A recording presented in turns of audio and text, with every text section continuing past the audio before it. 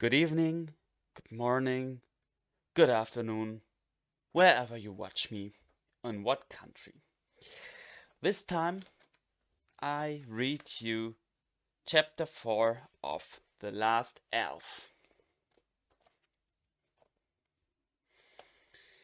Daybreak was a little less leaden than usual. Once again, it wasn't raining, and the occasional thin strip of pale blue appeared in the sky. The man got up first. He stretched and took a deep breath. Wet leaves and mushrooms. A good smell. He looked at the woman and the little elf as they slept. He gathered his things together, slung them over his shoulder along with the stick carrying the tinder, recovered the fur jerkin that he had wrapped around the little elf, and went on his way. As he was climbing down the hill, he turned and looked at them again. The woman and the little elf, two bundles around the remains of the fire. The little elf was shivering with cold. You could see that even from so far away. The man turned back and put the jerkin around the little one again, and then poked the fire. Finally, he went on his way. Halfway down the hill, he turned once more and looked at the two bundles by the fire. He walked another half mile, then turned again. The light of the flames melted into the light of the rising sun, which had appeared for a few minutes on the horizon for the first time in months. Even at that distance, the woman and the little elf were still visible. The man stopped and looked at them for a long time. Then slowly, one step after another, he turned back. He sat down on a rock and waited. The first wake was the little elf. A long scream swept across the moor, full of all the grief in the world. The little elf screamed for a long time about the horrible blanket made from the skin of corpses. The scream continued and then scattered among other screams that mingled with the echo of their predecessors. While the sun appeared, then disappeared, then reappeared until it started raining again. Finally, they all set off again together, utterly disconsolate. The little elf failed to see a tree root and tripped over it, whimpering quietly until midday. At that point, the hunter threatened to run him through like a kebab if he didn't shut up, prompting a series of terrified wails that persisted until the evening. Darkness was beginning to fall when the little elf realized that he was unusually hungry. His hunger came from deep within his belly and reached his head via his cold feet, and also somehow his freezing ears.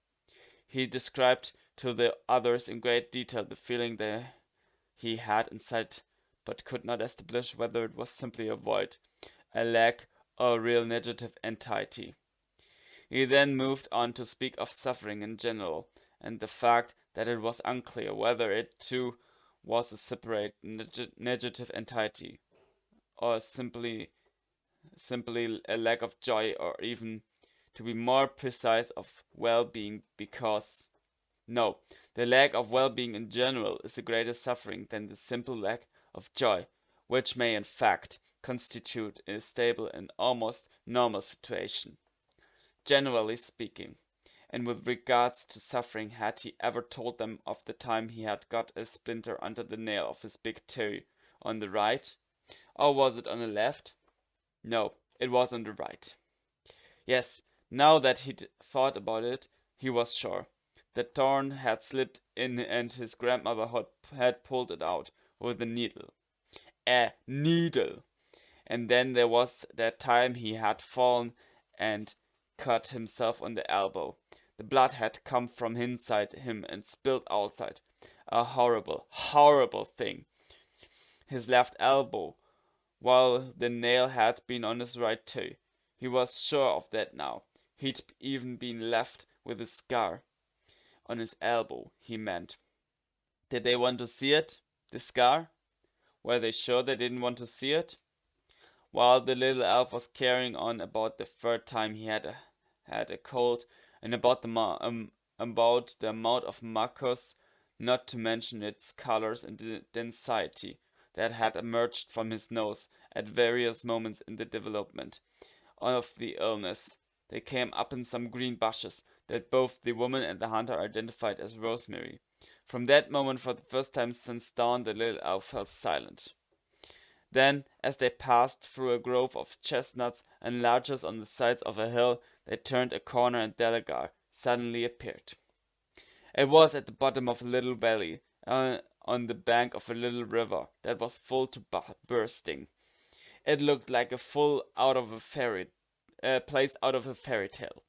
There were lots of houses, all with lights in their windows, as though to illuminate the sharp and pointed wooden stakes that protected their external walls. All the windows were reflected in the dark water, and as though that were not enough, there were other fires as well, one on each of the towers that punctuated the city walls, where the archers stood. And on the walls there were yet more torches, one every 6 yards, corresponding to the pairs of halberdiers, and all those lights were reflected in the water of the moat. The drawbridge was raised, and it too, like the walls and the towers, was equipped with sharpened poles aimed outward, giving the whole city the appearance of a mammoth hedgehog. The hunter stopped to contemplate the view. They don't look very friendly, he observed. Yes, they do, the little elf objected. People turn lights on when they're waiting for their friends. When there are as many candles as that, there are corncobs as well. It'll be lovely there. There will be tables with corncobs on them, and chestnuts too, and candles. And they might have plates as well, and even a real bed, and big fireplaces. Shall we go? No, let's sleep now, and then tomorrow we'll slip away, giving the place a white bird. Why? Because of the friendly drawbridge, lit up like a birthday cake and closed like a seashell, because it looks like the kind of a place that's hard to get into and even harder to get out of, the hunter replied. What's a seashell? The little elf asked. It's a thing in the sea, the water that lies beyond the mountains of darkness. No, wait a sec. It's a it's a thing in the sea, the water that lies beyond the mountains of darkness, the woman explained. Can you eat it? Absolutely not, the hunter explained, pretending to be outraged by such a suggestion. Shells are alive. They are born, they die, they think, and they're even quite good at writing poems. Drawbridge and palisades aside, you're an elf, and elves are only allowed to stay in elf camps, and this isn't one of those. If we show up with you, we'll end up hanging from one of those big towers before dawn tomorrow. Don't even ask what would happen to you. People like you who show their faces outside of an elf camp come to horrible ends. You know, really horrible. They put down the bundles and set about collecting wood and pine cones for the fire. The hunter cut down two big branches and arranged them one against the other to form a tiny shack, a kind of lair, to give them some shelter during the night. The woman looked for moss, ferns, and dry grass to fill it, so that they would have something soft to sleep on. By the way, said the woman, elves have been put in elf camps since the beginning of time. I feared that the punishments if one of you strays out of the camps are no laughing matter. What are you doing traveling around? The elf camp I was in was drowned, replied the little elf. The memory gripped his soul. His eyes faded with sadness, turning a vaguely grayish color into which the blue vanished. Yes, it was all under water, and then my grandmother told me to go. Go? Where? I don't know. Just go. But didn't your grandmother know how to do any magic? I don't know. Heat up the water and make it disappear? The way summer puddles do? Something like that? You can do that with a small water, a bowl of water. No, if there's enough water to drown the world, and Mama had gone to the place you don't come back from, For me, she was my mama, and for grandmother, she was a daughter, and grandmother stopped doing magic. When you have too much sadness, the magic drowns in it. Like people in water. If you think things hard enough, they become true. But if you have sadness inside, all that comes out of your head is sadness. You're sad and you don't even light the fire. We had a fire because there was always some in the grate. If it had gone out, we would have been left without it because grandmother no longer had the strength and I was too small. Then the water came and even the fire in the grate went out. And then more water came and and grandma said to me, "Go away." Away? Away? Where? I asked. "Anywhere but here," she said. "The water has flooded even the sentry posts. They won't stop you. Away. I'm too old, but you can do it. Go away and don't turn back."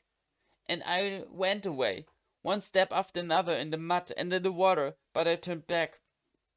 In the elf camps, the cabins have no doors and not even windows, just big open holes, so I could see grandma sitting on her chair, and the water rising, and she was there, and the water rising, and then all you could see was water. The little elf started crying again, a series of faint, almost imperceptible moans.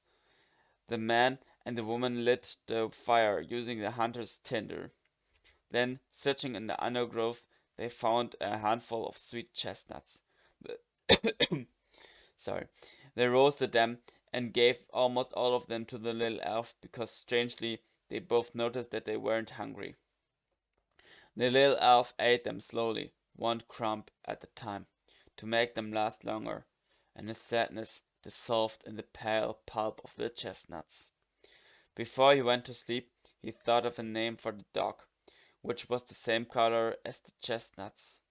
But the dog ran and barked, while the chestnuts stayed silently where they were and never came to lick your face and couldn't even wag their tails. Chestnut wouldn't work either. He would have to come up with something better. But before he could, he fell asleep near the fire, and between the man and the woman, wrapped up in his woolen shawl.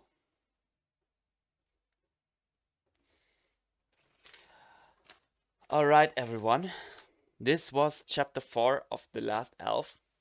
Next time we do chapter 5. But for now I say, have a good night, good morning, good afternoon, or good evening, wherever you live in the world. See ya.